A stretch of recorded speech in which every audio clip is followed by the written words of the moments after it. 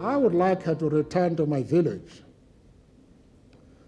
and to be able to walk around the valleys and the little hills and the streams around which I grew up.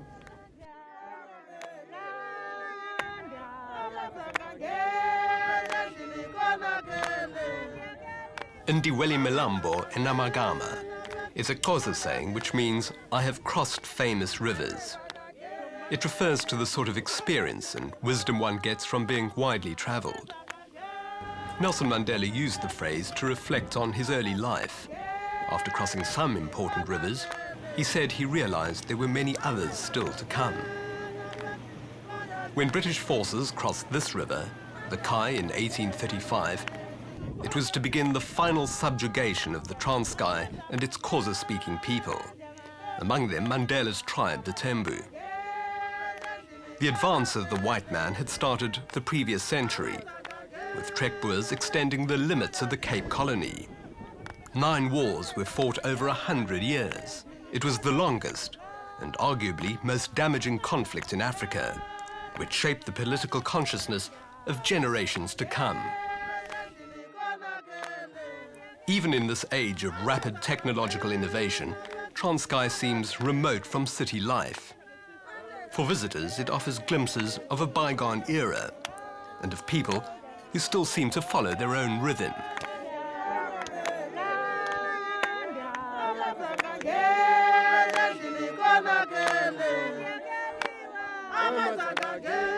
This is the tail end of an Ifizatu ceremony involving the worship of ancestral spirits.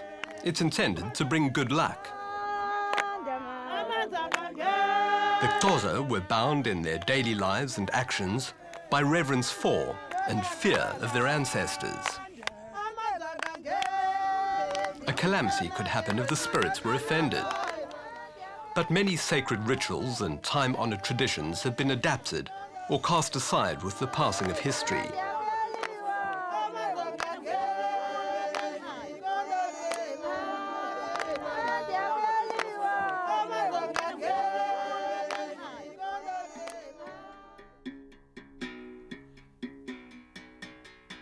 This is an increasingly rare sight, someone still practicing an authentic rural craft. The grass roofs of the beehive-shaped huts or rondavels that dot the Transkei landscape are being rapidly replaced by corrugated iron. Bundling thatch with such care now seems unnecessarily laborious. These are communities mainly of women, children, and the elderly. Most able-bodied men are away for long spells as contract labourers. When Mandela was a child, the Transkei was still able to support a peasant economy. But overcrowding in the pockets of land that had been reserved for blacks only contributed to a collapse in agriculture. Any serious farming is now carried out by only the most persistent. Mandela's boyhood memories are also of old men who could still recall a time when the Xhosa were undefeated. Their tales of brave resistance and of African tribal society, sometimes idealized, helped restore the pride of people who'd been humiliated by conquest. Any visit to Nelson Mandela's birthplace might just as well start here at the Nelson Mandela Museum in Umtata. It tells you about the struggles he faced, the victories he had. It's packed with gifts and awards from all over the world. But most importantly, it lays this region's claim to the most towering figure in South African politics. The building which houses the museum is wallowing in a newfound self-respect. Originally the centre of colonial rule in the area, it became the parliament for the nominally independent Transkei when Pretoria was pursuing its dream of geographic as well as political apartheid. In the room where only government-approved black leaders once met, giant portraits of Mandela gaze back at him. This was the official opening of the museum in 2000. Zibikeli Mkhabalela works at the Nelson Mandela Museum. He's offered to take me on a tour of Mandela country. As if to assert his credentials, he proudly announces he was born in the same village as Mandela, Mvezo.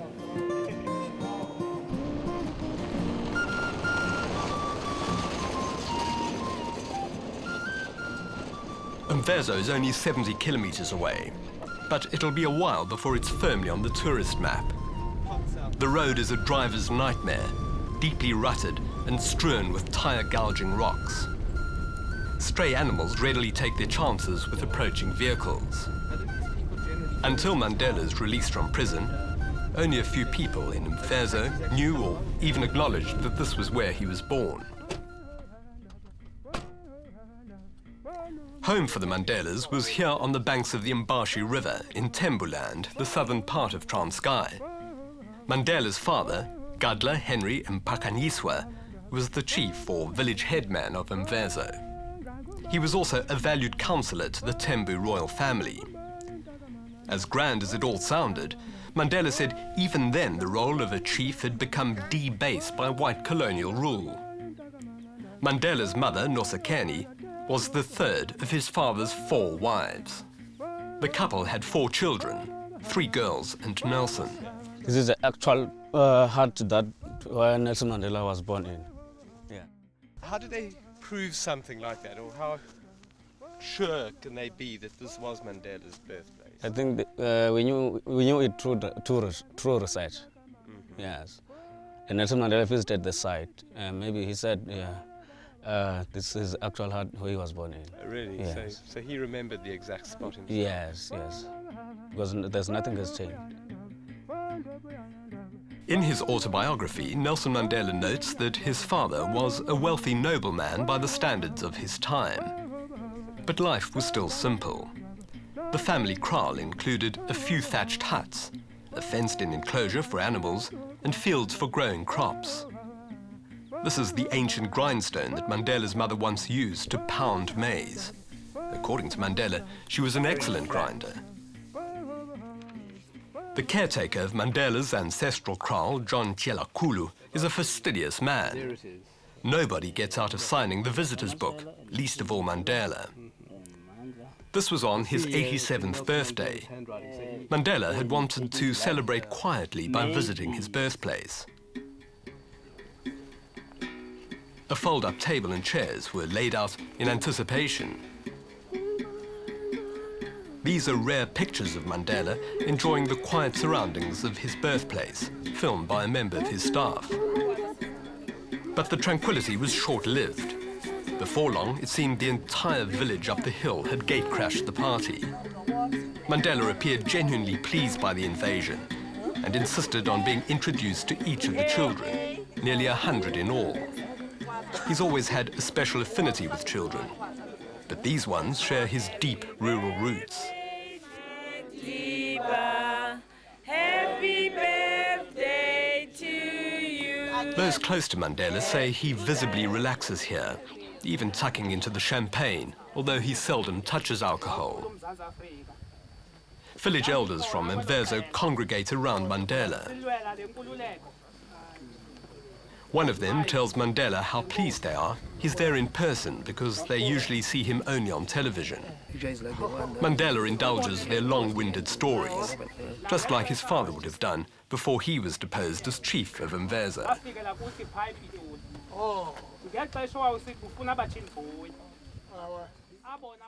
As you can see, the Mandela family had a commanding view from here.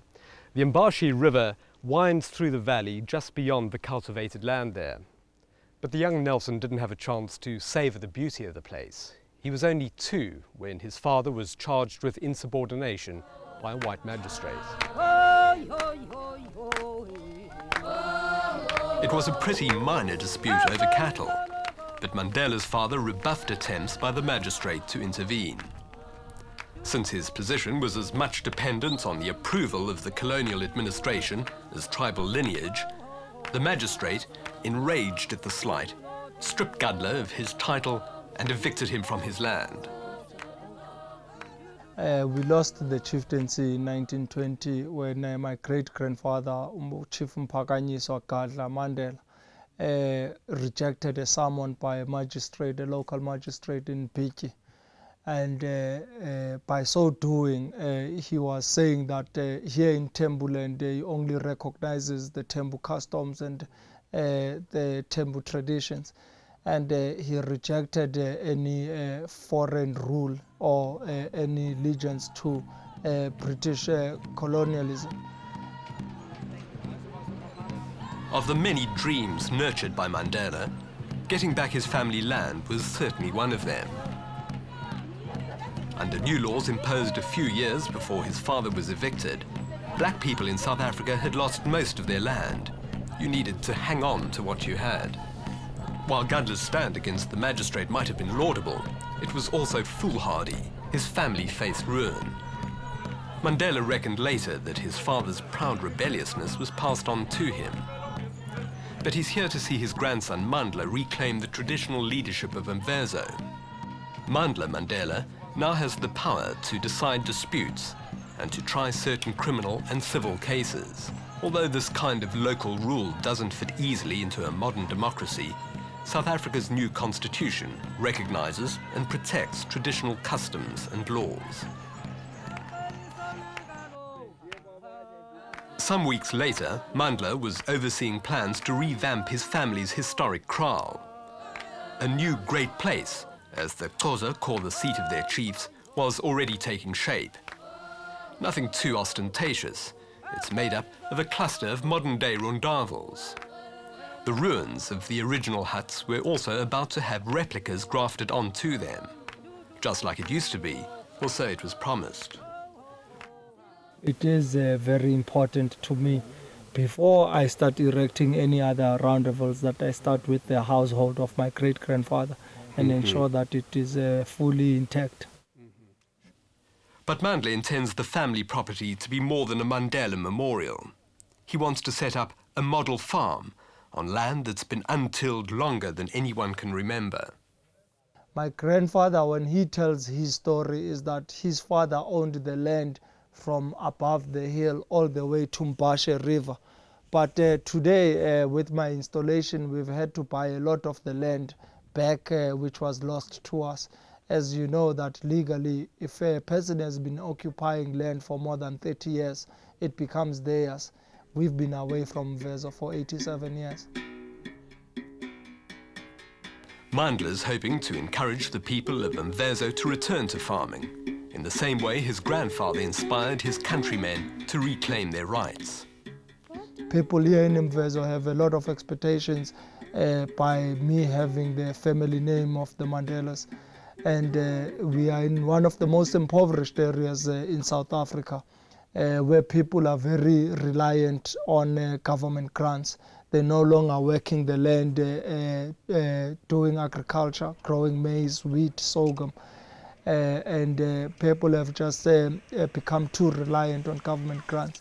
And by me being here, I'm hopefully going to work hand in hand with people and try and insist that they go back to their natural ways of working the land and growing maize and being able to come up with sustainable programs that will ensure that the people of Mvezo are able to develop. Onu is the place Nelson Mandela said he traced his earliest memories. His mother set up home here after they were evicted from Mvezo. It's a relatively short trip in a car, but quite a trek if you're doing it on foot. The young Mandela would have been carried on his mother's back all the way to Onu, much the same way as this woman is doing. Mandela remembers Onu as the place he spent some of the happiest years of his boyhood. Like today, it consisted of no more than a few hundred people. Bricks and mortar are replacing a lot of the traditional housing in Onu. This home belongs to one of Nelson Mandela's relatives, and it's on the spot where his mother built her 3 huts when she first arrived here from Mvezo in the early 1920s. And here you can just make out the circular mound that would have been the foundation of one of those huts. People here are happy to oblige with tales about the man from their village who became president. But there aren't many who remember Mandela from his pre-prison days. His younger relatives have only dim recollections. Ekhuleni mandithi into endizikhumbula banaxa ke ndandisemncinci ebetha ufika asithathe ke siqokelele sicule ke laa ngoma yakhe ayithanda ukuthi mayibuye iAfrika. Ndizombona mna kweli thuba aqala usixelela ngelizwe lakhe malibuye. From where we're sitting, you can see the home Mandela built for his retirement. These people are obviously proud of their association with him. But there was a time they could never admit to it. Kungekho nto nandiziva ngela ixesha ipha esiqithini. Akukho nto nandiziva. Kuba nam ke ndandisoyika ukuya kuye pha esiqithini. Hayi ndandisoyika. Hayi ayizange ifike loo nto kum. Kuba ndaqiniseka uba umntu oqala uvalelwa phaa ejele ndim kunaye. Anybody who is anybody in Qunu has a milli patch. Nombulelo Ngqebetshana is one of Mandela's nieces. If there's something she doesn't know about millis, it's not worth knowing. For generations, the millis have been harvested from the field when hard and dry and stored for later use. Rural life is often precarious, but Nombulelo Ngqebetshana had to contend with other problems. Londo ke leyo ke lento yalo mzabalazo kwakungafuneki uthi ingwa uyayazi ngalo maxesha. Kwawufuneka uthi mandindiwasemthatha xa ndiphaya. Bazandibuza kabelungu bandazi intoni ngone wazi intoni ngoNelson Mandela. Ndithi ke mna andimazi lo muntu lo. Engwasemthatha nje ndithi umthatha jongana umthatha nje ngeTransvaal le. Mkhulu ngolo hlobo asazani kangako nabantu bathesa. Uzawumazi umuntu ke kufitshane kuwo. Sasibanjwa awuzawubanjwa kaloku nawe. Into ndamphikela ngawuzawubanjwa kaloku ndimphika ngondimazi uba ndiyazalana naye kakhulu. Youngsters goading cattle can be found all over the Transkei. They shoulder a big responsibility. You're looking at the family fortune here. Mandela was only 5 when he became a herd boy. In his autobiography, he wrote about the almost mystical attachment that the Xhosa have for cattle, not only as a source of food and wealth, but as a blessing from God. Mandela was never particularly religious. His father adhered to the traditional faith involving the worship of ancestral spirits. But his mother became a devout Christian at the insistence of 2 proselytizing brothers in Qunu. A Methodist, or Wesleyan church as it was then known, had been built in the 1880s at the top of a hill, probably to remind people it was there. Sadly, this church is showing the very obvious stresses of old age. Apparently it's deteriorated quite rapidly in recent years. But this is the building where Nelson Mandela's mother brought him to be baptized at the age of 6, shortly after she converted to Christianity. Where now? As you make your way around Qunu, even popping into the local trading store for a cool drink takes on a special significance. This shop is where Nelson Mandela first saw a white person. Really? Because this shop was originally owned by the white shopkeeper. Oh, that's very interesting. Yes. I hadn't heard that. Yeah. Well, I wonder what Nelson Mandela bought all those years ago when he came here. I don't suppose it could have been a Coke. What would you like to drink? I would like to drink lemon twist. Could I have a lemon twist as well, please? 2 lemon twists, please.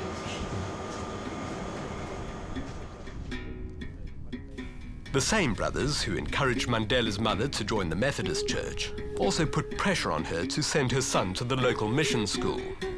For any child, it's a big step, but for Nelson it was momentous. No one in his family had received any basic education.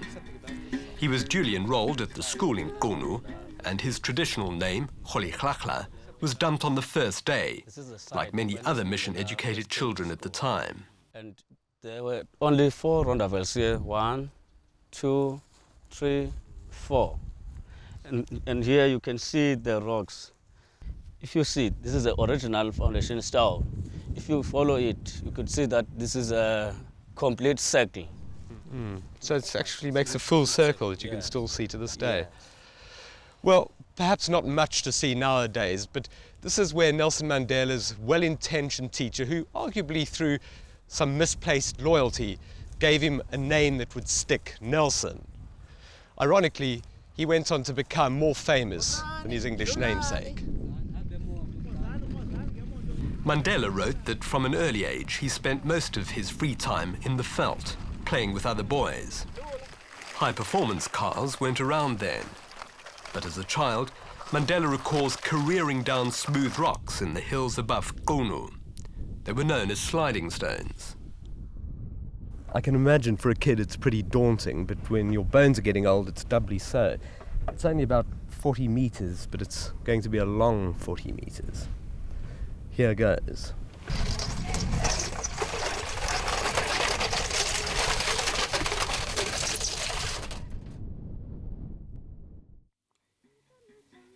Another popular pastime was stick fighting.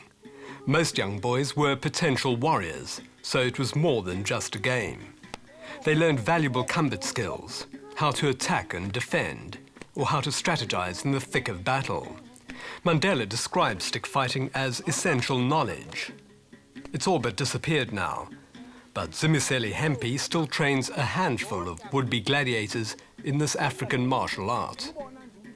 Mandela said he became adept at the various techniques in stick fighting, parrying blows, feinting in one direction and striking in another, breaking away from an opponent with quick footwork. But things could get a little ugly at times. Wayengumuntu othanda udlala intonga, umqaphela kwami. Wayenehempe ende uzomqaphela kwami. Kwela xesha labo ke babenganxibi izibhlukhwe. Babethatha ezihempe zotata babo esikolweni banxibe zotata babo esikolweni. Abathengelwa ihempe emlinganayo. Unalo hempe ke uthanda ukolusa ke ngapha ngasezixhotyeni. Buye ngexesha ke kuthi ugruzukile. Uyawubethwa ke kodwa kuye yonke le nto besenzana inkomo beziphi bezityama sima abantu. Uzawubethwa ke ngoku kodwa ugruzukile egruzukile njalo. Mandela's relatively carefree days in the rolling hills around Xhosa came to an abrupt end when his father died from lung disease. He's buried in Xhosa in the family graveyard, close to his wife. Realizing his days were numbered, Gadla prevailed on his friend, the regent of the Thembu people, Thabo Dalindyebo, to look after his young son. It's not clear why Mandela, of all Gadla's children, was singled out for such special treatment. But Mandela's subsequent relationship with the Thembu royal family was to have a marked influence on both his character and his fortunes.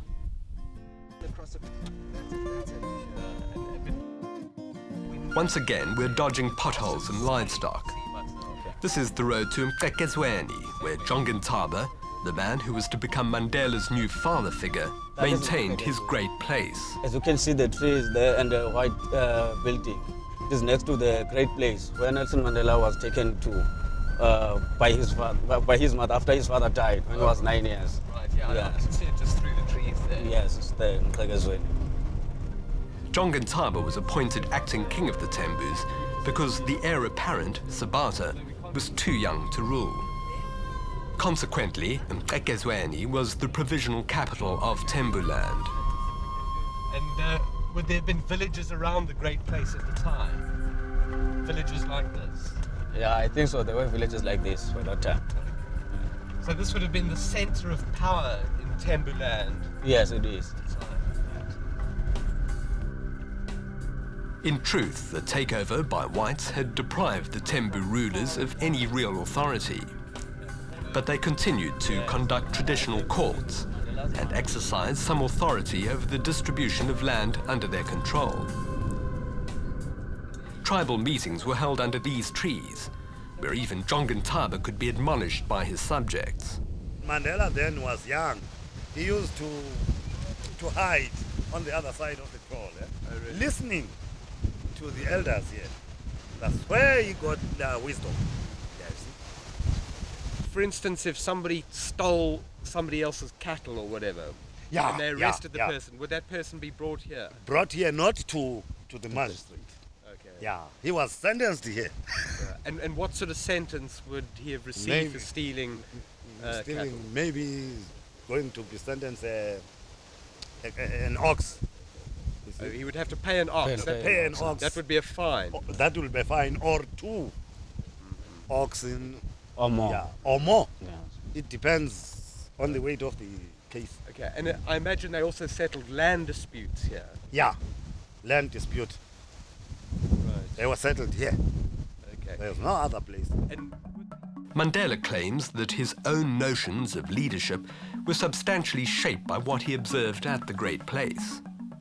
He greatly admired the consensual decision-making, although in later political life, he occasionally acted unilaterally, even if this clashed with his ideals. And my grandfather tells a lot of tales about the olden days and about how the kingdom used to be. And it has changed today. It's not what it used to be in the past. You know, in the past it used to be about collective leadership, but today we seem to be focusing on individuals, and individuals seem to think that they form the kingship. And that's what my grandfather has been really against throughout his life, that leadership is about a collective contribution of the masses. Mvezo was an entirely new world for Mandela, and he admitted that many of his established beliefs and loyalties began to ebb away. The Western-style houses among the Rondavels at Mvezo were a sign of great wealth. One of the more offbeat recollections in Mandela's autobiography was of the wooden floors in these houses. He'd never seen such luxury. Mvezo was bustling on the day of our visit. Final preparations were being made for the installation of a new chief here too. There was quite a collection of people, all seeming to contribute to the arrangements. This is how Mandela must have experienced Mvezo. Days later, he was there himself for the installation ceremony. Some things had obviously changed, but the traditions, colour and vibrancy of the occasion must have thrown up lots of memories for him. It was in this rural atmosphere that the African notion of human brotherhood, or Ubuntu, made an impact on Mandela. Ubuntu provides the basis of the Xhosa people's intricate code of social laws. A difficult concept for some outsiders to grasp. It suggests that your humanity is derived from how you interact with others. A person is a person through other people, is how it's sometimes explained. Mandela described Thembu, his new father figure, as a man with a sturdy presence upon whom all eyes gazed. Looking at this photo, you can see what he meant. Alongside Thembu is a picture of his son, Justice, 4 years Mandela's senior. Very much a role model for the young Mandela, he was an all-round sportsman and ladies' man of note. Mandela, 19 years old when this picture was taken, is showing off his first suit. Like his royal guardian, Mandela was very clothes-conscious. The photo collection belongs to Justice's widow, Nozalile Mtekhankha. Justice died many years ago, but his wife was not forgotten by the man who helped change the course of South African history.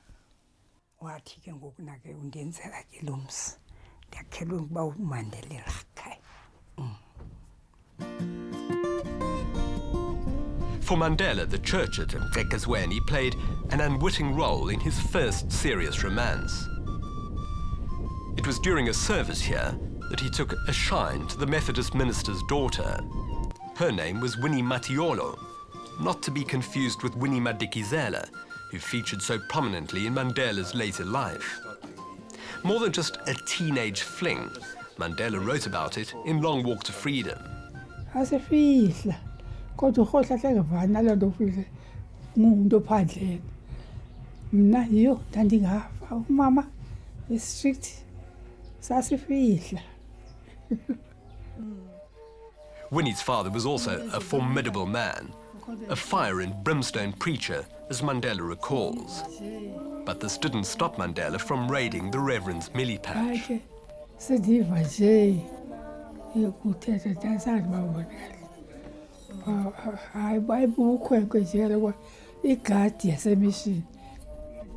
Bafana Magadla's memory also stretches back a long time.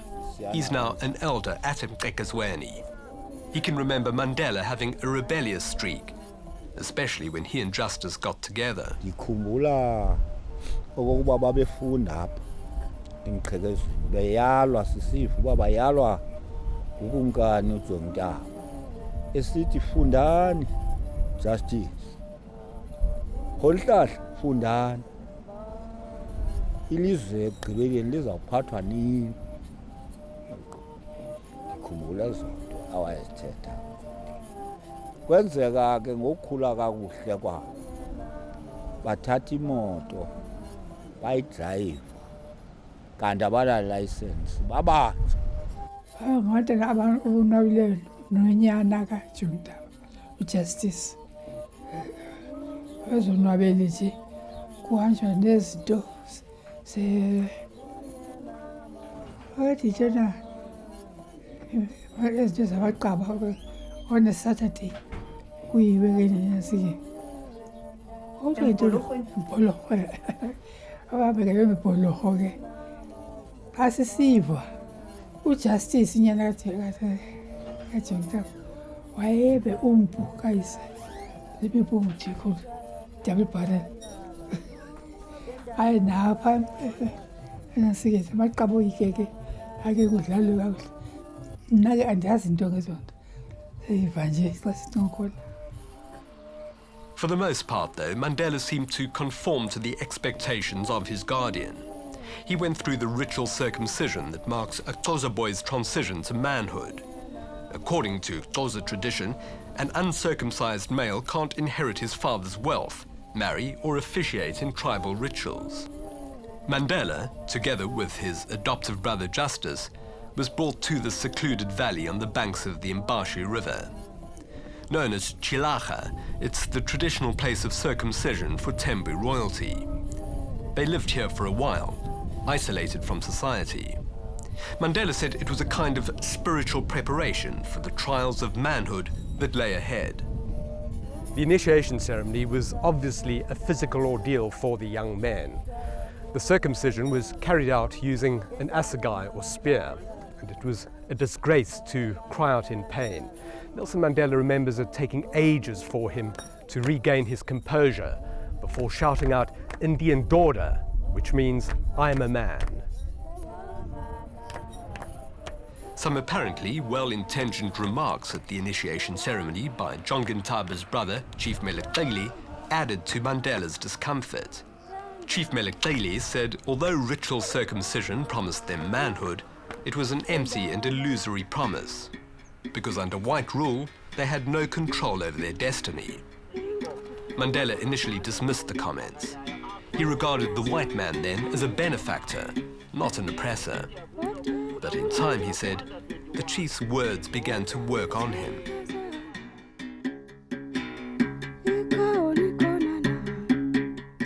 By now, Mandela's future had been mapped out. Njongontaba wanted him to continue his education until he was fit to serve as a royal councillor, just like his father. Many young men of Mandela's generation received only rudimentary schooling. Most had none at all. Ayabonakala uba ngawesikolo isuka apha ebhitshini ayibophelelanga le nto itshefu apha entloko ihamba njengoba ndinje inkwenkwe yesikolo efundayo. Kwakukuhle bafunda abafundayo kuba wafunda omnye wabo owayekunye nabo uKD wafunda yena wade wayinto wade wayi-prime minister yena ngenxa yofunda. Bafana Magadla is explaining the sharp cleavage that existed in Xhosa society at the time. A distinction was made between pagan red people and Christian school people.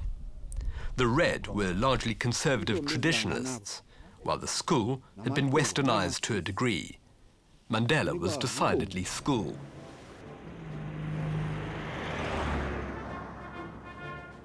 Since Thembu was a committed Methodist, it was inevitable he'd send Mandela to his own alma mater, Clarkbury. The school was set up by pioneering Methodist missionaries who penetrated the Eastern Cape along with the invading British armies. The Xhosas tended to view the missionaries with ambivalence, part suspicious, part grateful. They were seen as agents of British imperialism, but who helped produce a new class of well-educated young Xhosas, many of whom became involved in the political struggles of later years.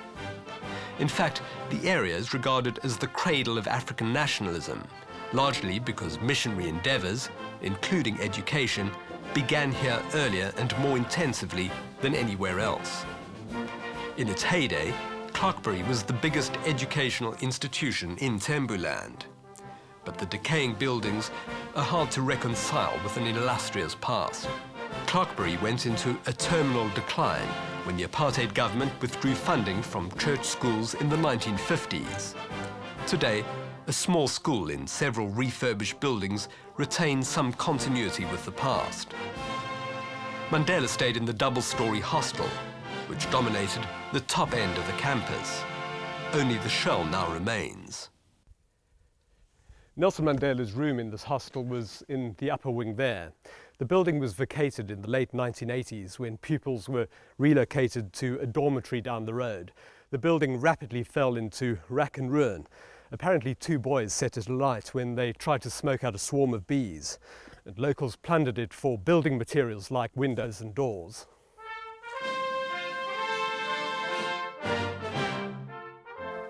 Mandela's pride took a bit of a battering at Clarkbury.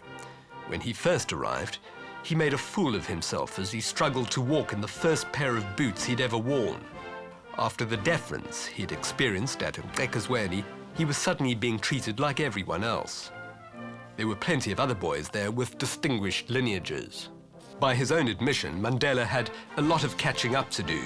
Most of his classmates could outrun him on the playing field and outthink him in the classroom. The principal, Reverend Cecil Harris, was a tough disciplinarian who ran Clarkbury more like a military institution. Mandela got to know him intimately.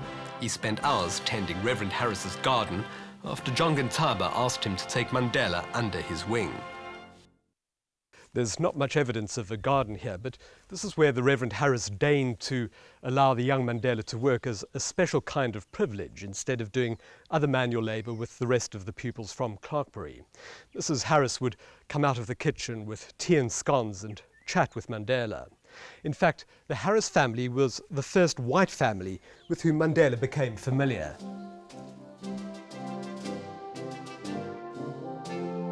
Healdtown, the other elite Methodist educational institution where Mandela completed his schooling, is also quite a wreck. Like Clarkbury, some restoration work is being carried out, but many of the buildings appear beyond saving. In Mandela's time, the ivy-covered walls and tree-shaded courtyards gave it the feeling of a privileged academic oasis. Even if some pupils didn't excel, Healdtown's founding fathers seemed intent that all who studied here should set their sights high. The school motto, translated from Latin, reads, "They soar as if with the wings of eagles." Mandela is in this battered old photo from Healdtown. Amazingly, it came to light only recently and is the oldest known picture of Mandela. The white man at the centre is Arthur Wellington, headmaster of Healdtown. He was a staunch English patriot who liked to boast about his connection to the Duke of Wellington, the British general who defeated Napoleon at Waterloo. The British world view permeated Healdtown, and an English education model provided the basis for all teaching. Lapsing into your home language was a punishable offence. Walking in the grounds there in Healdtown, you must speak English. If a prefect passes us talking our own language, you are charged and you are penalized. You go and work labor, do some labor work at a certain time, say on a weekend and so on. Sundays at Heeltown provided a vivid display of how comfortably the imperialist and missionary traditions coexisted. The boys and girls assembled under a Union Jack and marched to church accompanied by a brass band. Although Mandela was very proud of his own culture, he could see the benefits of a liberal English education. Janiko Njukweni was at Heeltown with Mandela. He remembers Mandela somewhat precociously exhorting his classmates to study harder.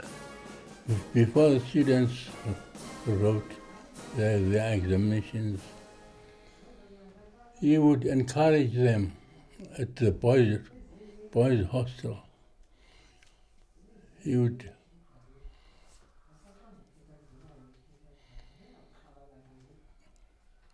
stand up,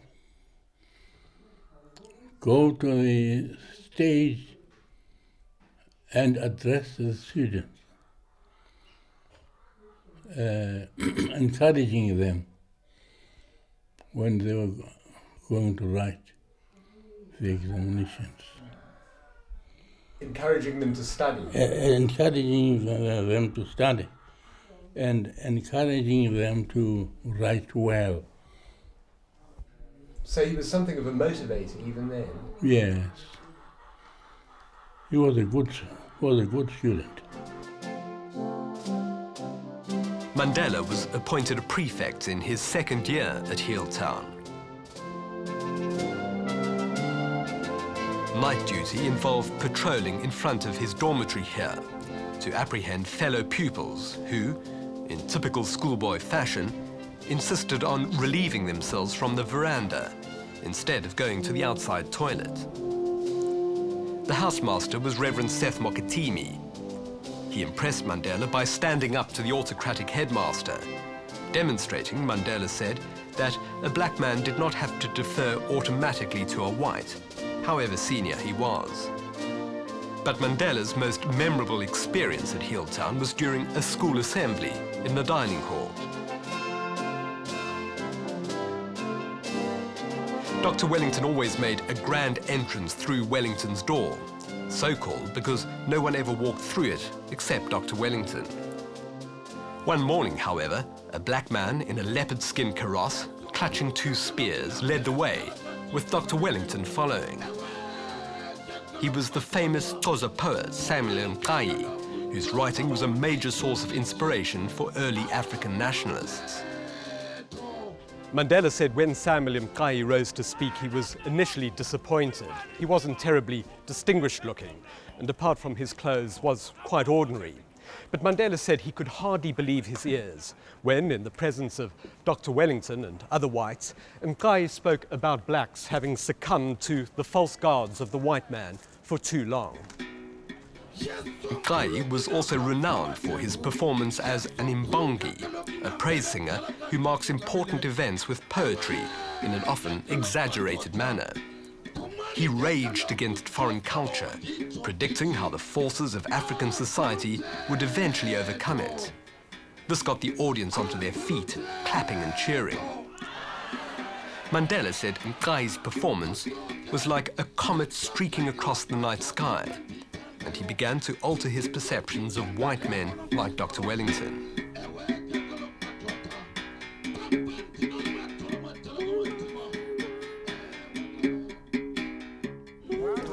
But many years later, he would still pay tribute to the missionaries who educated him, even if they had ulterior motives.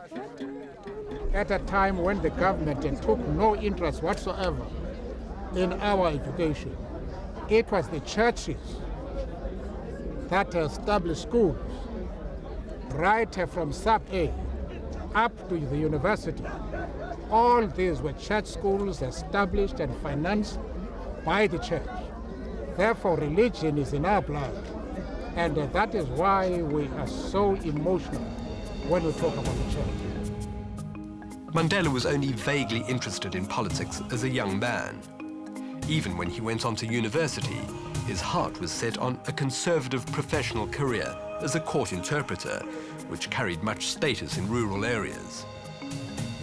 The South African Native College at Fort Hare as it was then known, was the only black university in the country.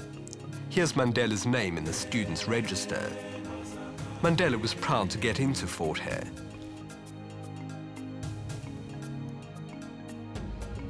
In his memoirs, he remarked that for black South Africans, Fort Hare was Oxford and Cambridge, Harvard and Yale, all rolled into one. He also described it as home and incubator of some of Africa's greatest scholars. Mandela particularly admired this man, Julie Jabavu, Fort Hare's first black professor. Something of a rarity according to Mandela, he had a degree in English from London University, but he was also a strong proponent of African rights. Mandela stayed in the Methodist hostel Wesley House on the edge of the campus. What remains of the original building is presumably making way for something bigger and better. Mandela's elder cousin, Kaiser Matanzima, was a fellow resident at Wesley House. The two became political enemies in later years when Matanzima sided with the apartheid authorities. But at Fort Hare, they were inseparable. Matanzima shared his money with Mandela and actively encouraged him to concentrate on law. Mandela is being helped here into the striped blazer of his alma mater.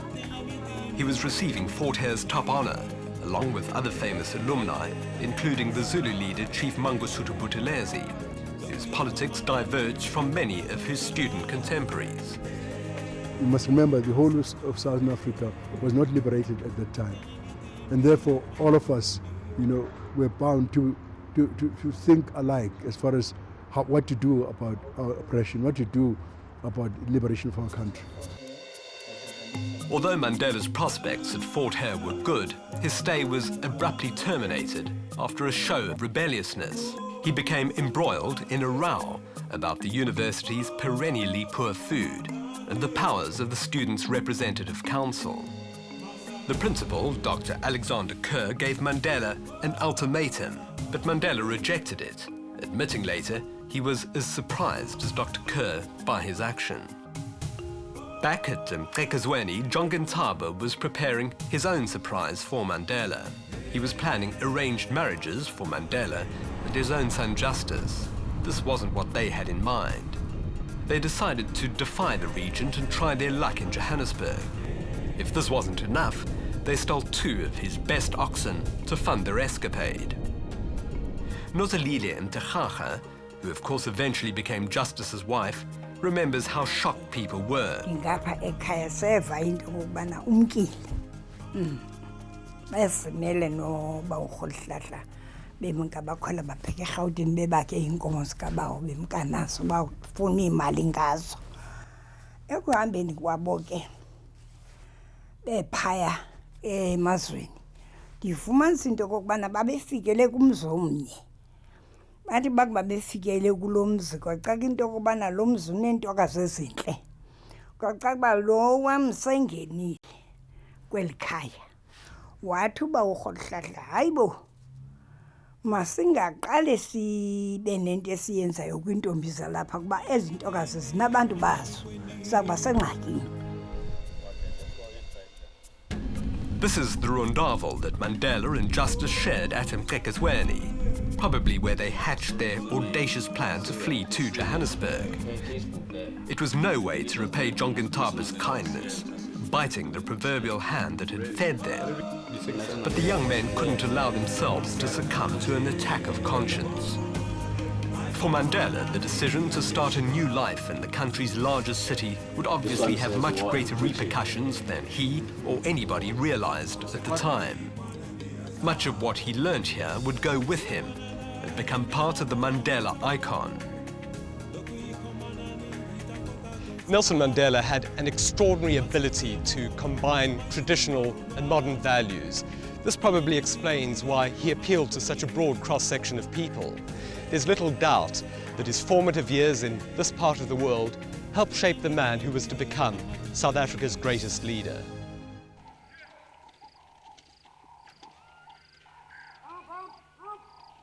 It's been a long time since a train passed through this station. This is where Mandela and Justice attempted to set out on their long trip to Johannesburg. But Jonken Taba was one step ahead of them. He suspected they were up to something and instructed the station master not to sell them tickets. With the regent breathing down their necks, they raced off to another station where they wouldn't be recognized. Mandela was on the run, and it wouldn't be the only time in his life.